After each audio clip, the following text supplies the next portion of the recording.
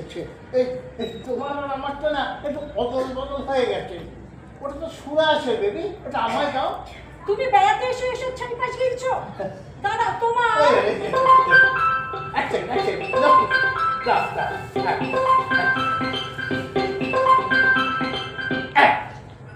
চিত্রকালী, কি হলো চিত্র?